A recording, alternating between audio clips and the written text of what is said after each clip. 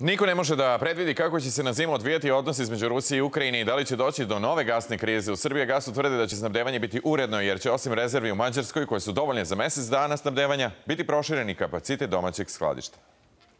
U Srbijagasu tvrde da će snabdevanje biti uredno jer će osim rezervi u Mađarskoj, koje su dovoljne za mesec dana snabdevanja, biti proširen i kapacitet domaćeg skladišta.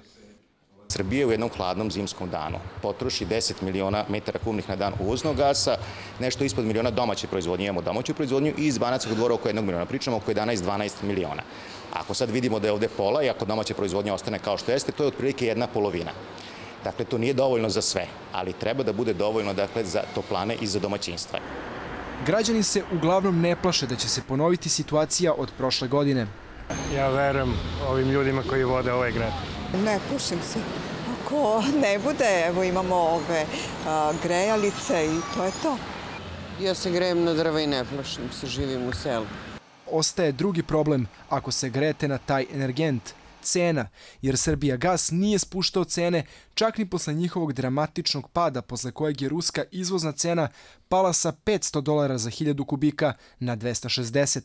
Njegova cena je i dalje onakva kao da ga preuzimamo po $500 za 1000 kubika.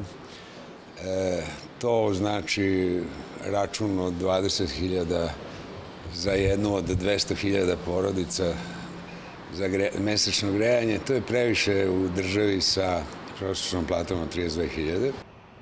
Do izgradnje gasovoda Južni tok, koji sigurno neće proraditi pre 2016. za Srbiju jedina veza za snabdevanje ostaje ruta preko Ukrajine, ali je prošle nedelje došlo do još jednog sukoba između ruskog Gazproma i ukrajinskog Naftogasa i dvodnevnog obustavljanja prometa ka Evropi, koje bi u zimskim mesecima moglo da dovede do nestašice i poskupljenja.